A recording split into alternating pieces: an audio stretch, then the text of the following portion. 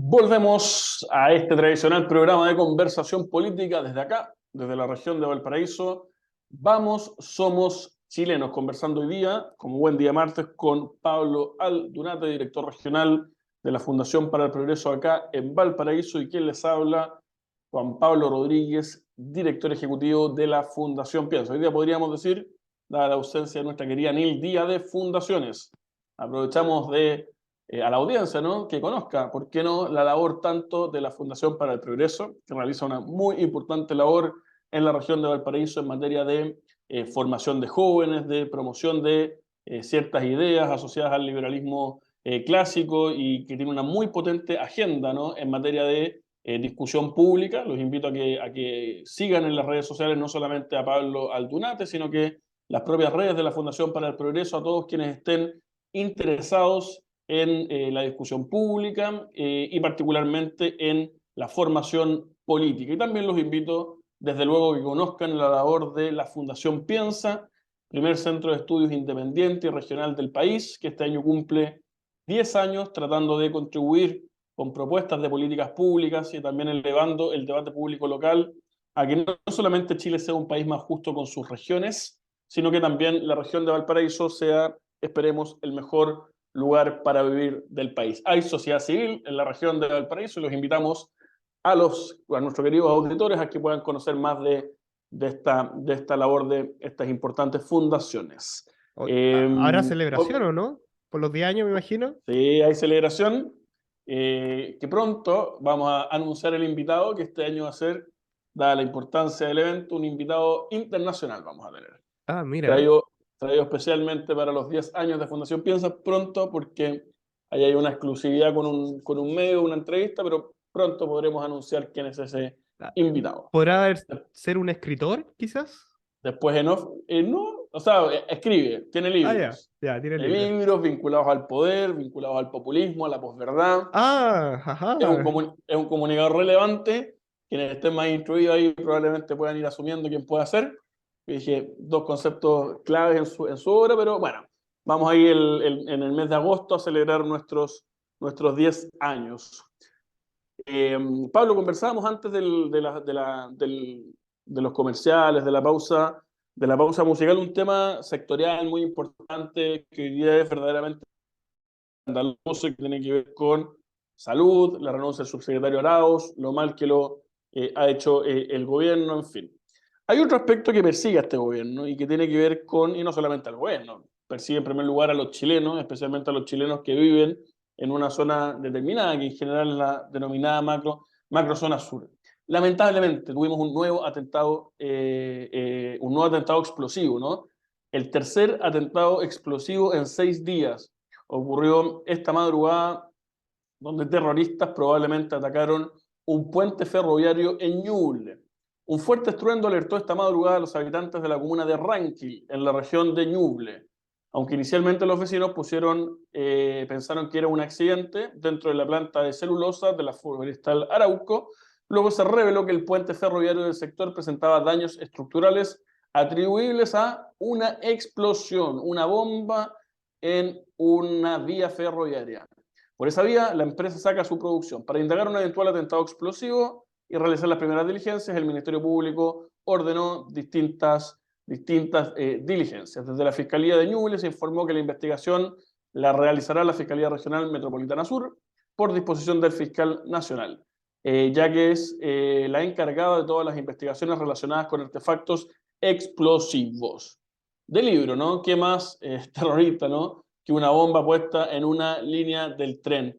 Sé, Pablo, que es un tema grande, ¿no? Es un tema que además traspasa los gobiernos, que está lamentablemente muy instalado en nuestro país. Pareciera ser que ningún gobierno puede ponerle el cascabel al gato, pero este gobierno tampoco, ¿no? Y eso también es malo, ¿no?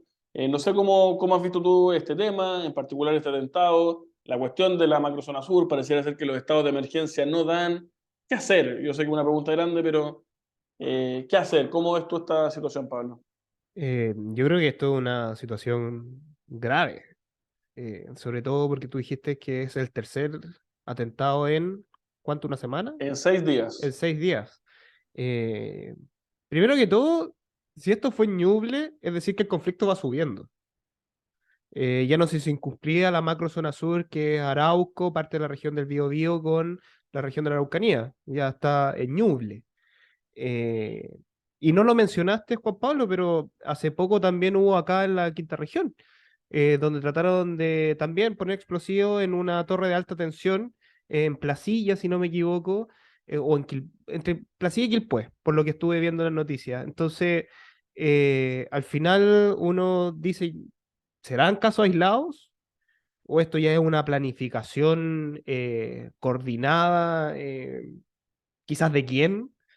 Eh, Porque claro, el conflicto ya no está situado en la zona macrozona sur, región del Ñuble, en Valparaíso, entonces al final es complicado.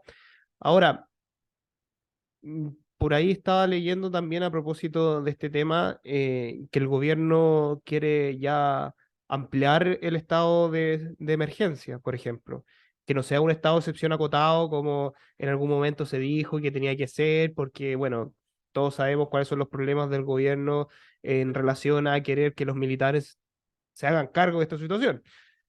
Pero es complicado. Yo creo que si no hay una desarticulación de estos grupos, quizás paramilitares que existen, terroristas, ya con su nombre, va a dar lo mismo el gobierno que esté, porque van a seguir una y otra vez teniendo este tipo de acciones. Entonces yo creo, y aquí ya como que ya es suficiente que pasen más de 25 años y que estemos en lo mismo y conversemos lo mismo y como que veamos, oye, mira, explotó, no sé, hicieron explotar un puente donde hay una línea férrea, ¿no? Ah, ya, bueno, es normal. No, no es normal. Esto es algo que hay que sentarse a conversar entre los distintos actores políticos de izquierda a derecha y decir, oye, ¿cómo le damos esto de solución de Estado? O sea, ya démosle un punto final a esto. Busquemos la forma de desarticular a estos grupos. Eh, yo creo que hoy día hay más agua en la piscina de lo que había antes, por el solo hecho de que esa parte que siempre se oponía, que era el Frente Amplio con el Partido Comunista, hoy en día está aplicando esta herramienta y ve que es un problema, que hay que solucionar de alguna forma. Entonces yo creo que ya hay que darle punto final, de alguna forma. Sí. La realidad es invencible, ¿no? Dicen por ahí. Y que muchas veces los gobiernos, más que ser derrotados por las oposiciones o por las ideas políticas adversas, son derrotados por la realidad de las cosas. Este es un gobierno, creo yo, Pablo, que llegó con un diagnóstico muy equivocado en esta materia, ¿no? Tú lo decías. El discurso de campaña, ¿cuál era? ¿Ah? Vamos a desmilitarizar la Araucanía. ¿Ah? Vamos acá a sentarnos a conversar con los supuestos terroristas. Ese era el discurso de campaña, ¿no? Eso se traducía en acciones concretas, ¿no? No utilizar el estado de emergencia, que permite el despliegue de las fuerzas militares en la zona. 8 meses le duró ese discurso al gobierno, ¿ah? En que no decretaron estado de emergencia. Los 8 meses más crudos de violencia en esta zona del país. Después, como ellos creen que se la saben todas, bueno, hay que recordar el ridículo que hizo la ministra Siches, ¿no? También entró al gobierno y dijo, mira, nosotros, como nosotros somos no sé qué cosa y tenemos aura a no sé qué cosa, pero somos superiores al resto, bueno, esto es cuestión de ir a conversar con estos chiquillos. Bueno, la sacaron a balazos, ¿no? ¿Ah? Siendo verdaderamente dejando en ridículo al Estado chileno, representado en ese minuto por su ministra del Interior y Seguridad Pública.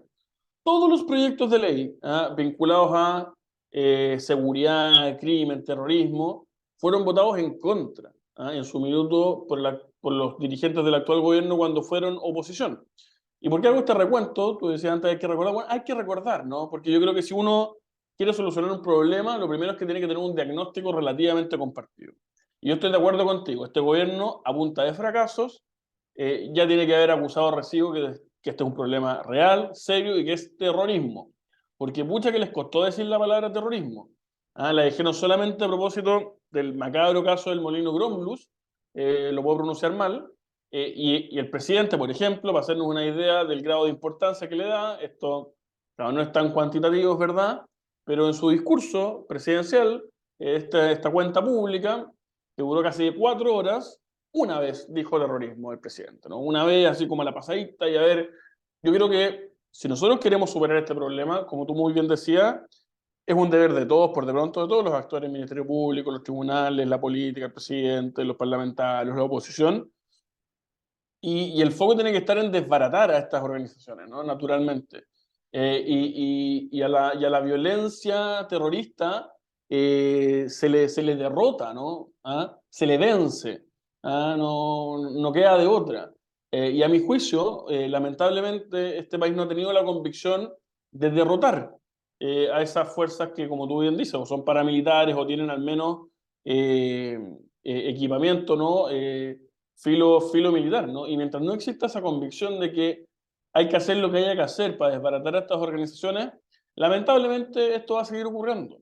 Y creo yo, y con esto termino mi idea, Pablo, que acá también hay una manifestación de centralismo, porque qué distinto sería que en vez de una iglesia quemada en Purén, qué sé yo, lo que se hubiese quemado es la Recoleta de los dominicos de no sé qué cosa en Santiago. Qué distinto sería que esta bomba puesta en una línea ferroviaria de Ñuble hubiese sido puesta en la línea 1 del metro de Santiago. Qué distinto sería que en vez de colegios quemados en una zona rural del sur, que pocos conocen en Santiago y en el resto del país, se establecieran atentados en el Grange, en el Tabancura o el Santiago College. Qué distinto sería, ¿no? Y probablemente nuestra clase política ya se hubiese hecho cargo desde hace mucho rato del problema. Pero como esto está en el sur, como no lo vemos, como no lo sufrimos, como nuestros políticos que viven la inmensa mayoría en Santiago ni logra dimensionar de qué se trata el sufrimiento que viven los habitantes de esa zona, bueno, ahí estamos, y ahí sigue. Yo estoy seguro que si esto hubiese ocurrido en Santiago desde hace mucho rato, estas organizaciones, creo yo, hubiesen o sido desbaratadas o de verdad habría un esfuerzo genuino, ¿no? Por desbaratarla, un esfuerzo más duro. Es lamentable porque uno en estas discusiones, tú lo decías, Pablo, se vuelve como medio circular y lo que es grave es que ya sorprenden cada vez menos, ¿no? Así como las cuestiones relativas al crimen organizado, que uno dice, oye, hace 20 años en Chile había balaceras solamente, perdónenme los vecinos de La Legua y la población de La Victoria, pero en La Legua y la población de La Victoria. En el resto de Chile no había balaceras. Bueno, hoy día las balaceras son pan común y corriente de todos los días a lo largo y ancho de nuestro país. Nos acostumbramos. Nos acostumbramos a delitos propios del crimen organizado y lamentablemente nos acostumbramos también al terrorismo en el sur. Y no nos podemos acostumbrar.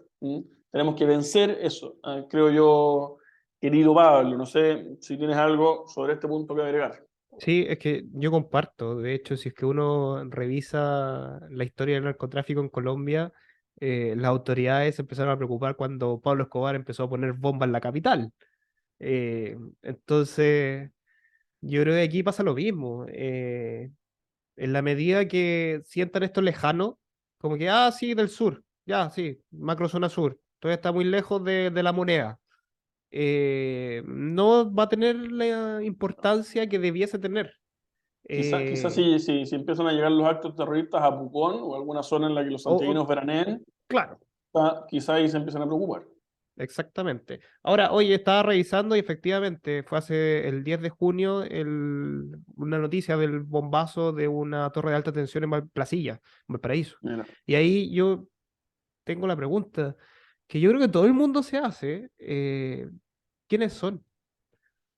¿Dónde está la capacidad del Estado para determinar, mira, son tal o cual, o existe este u otro grupo quienes hacen coordinadamente estos atentados? Lo sí, mismo con la quema del metro, o sea, ya cuánto llevamos del tal cual. 2019 y todavía no sabemos quién quemó el metro. Y ahí yo creo, Pablo, que el gobierno, y hoy día el presidente Boric, antes el presidente Piña, quien fuera, tiene que cambiar el switch respecto de la accountability. Acá no puede ser que lo que se nos diga en los discursos sea, vamos a presentar tal proyecto de ley, vamos a generar esta mesa de trabajo, vamos a destinar tanta plata que es un saco roto, ¿no? Para restitución de tierra y no sé qué.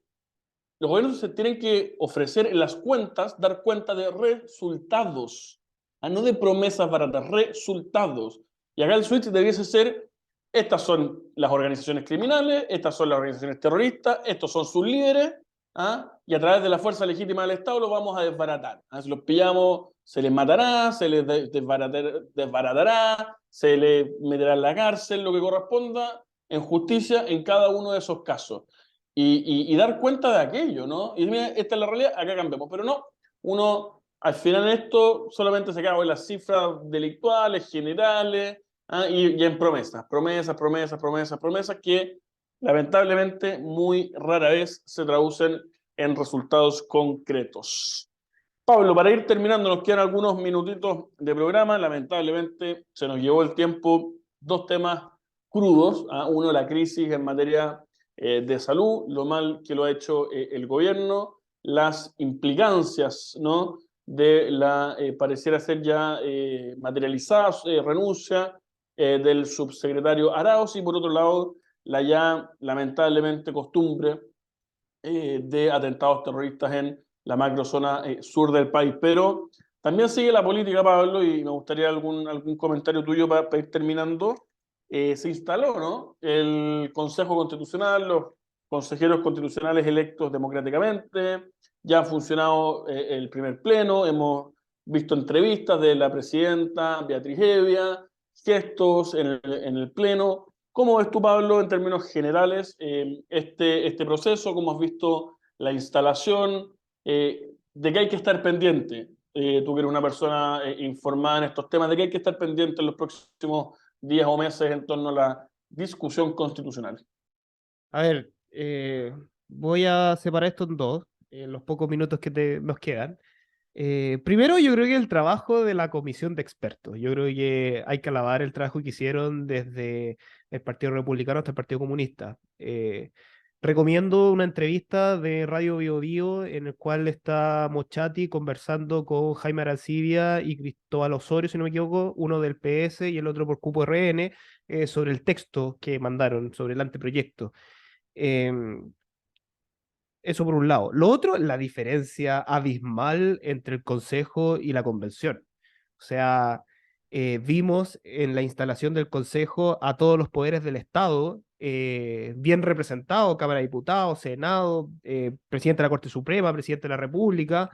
Los discursos que dieron, yo ahí rescato el discurso del presidente interino del Consejo, de apellido Litín, de, si no me equivoco, Cupo Socialista, en donde hace Miguel una, Lidín. Miguel Litín, donde hace una alegoría quizás al Estado de Chile, a la República, más que al Estado de Chile, a la República y todo lo que ha sido en su trayecto histórico. De hecho, termina el discurso con un mensaje del propio Bernardo Higgins. Eso ni pensar en la Convención Constitucional. Lo que más querían era borrar nuestra historia.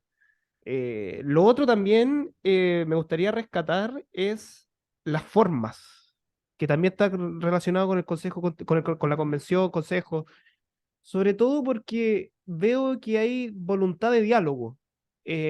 A pesar de que la centro derecha y derecha es mayoría, tiene 2/3, hay voluntad de diálogo con la minoría, por decirlo de alguna forma. Eh, y tanto el presidenta, mejor dicho, como el vicepresidente da muestra de aquello. De hecho, me sorprende mucho Aldo Valle. Tuve la oportunidad de estar en un debate aquí en la Fundación Pro el Progreso y lo había escuchado, pero el tono, las palabras que ocupó en su discurso de vicepresidente, también haciendo como una alegoría a la República y al lema que tiene, si no me equivoco, ellos están en la Cámara de Diputados del ex Congreso, eh, te dice que puede ir por muy buen camino. Ahora, con respecto al fondo, y con esto termino, eh, yo en el proceso anterior tenía líneas rojas que claramente la convención traspasó. En este caso, en el anteproyecto, que es el que tiene hoy día de insumo el Consejo Constitucional, esas líneas rojas no se traspasaron.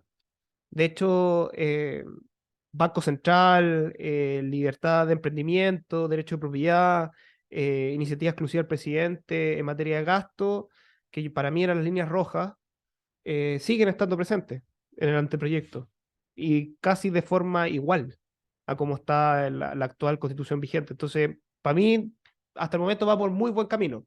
Esperemos que eso se mantenga.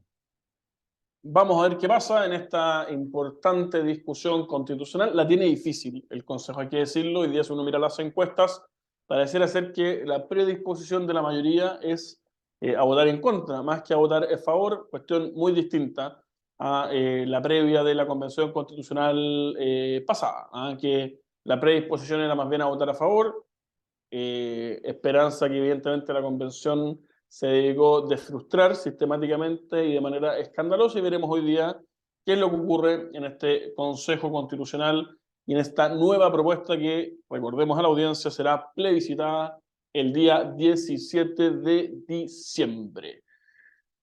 Habiendo cumplido esta conversación, habiendo conversado distintos temas, habiéndonos actualizado del debate político nacional con una mirada local, regional, desde acá, desde la región de Valparaíso, despedimos este programa. Pablo, querido, muchas gracias por acompañarnos una vez más, como todos los martes. A ti, Juan Pablo, y a toda la gente que nos está escuchando. Oye, voy a hacer un aviso comercial. Aquí en Pasa nomás. La Fundación Pro Progreso C. Valparaíso, en el reloj Turri piso 5, eh, el próximo martes 20 vamos a tener una conversación en el Turri con el profesor José Luis Guerrero, de la Escuela de Derecho de la Católica del Paraíso, donde vamos a hablar sobre Chile y el Estado emprendedor. Así que todos invitados a las 18:30 horas el martes 20 de junio. Muy, muy interesante. Además, recomiendo escuchar al profesor Guerrero, que, y esto es lo más insignificante de su currículum, fue además mi profesor de Derecho Económico en la Católica de Valparaíso. Así que muchas gracias, Pablo. Invitados para el próximo 20 a escuchar al profesor Guerrero en la Fundación para el Progreso, y los invitamos también a conectar con Radio Portales sus distintos programas, pero especialmente este, tu programa favorito de tertulia política desde la región de Valparaíso. Vamos, somos chilenos. Soy Juan Pablo Rodríguez y me despido. Un abrazo grande, que estén muy bien. Chau, chau, chau.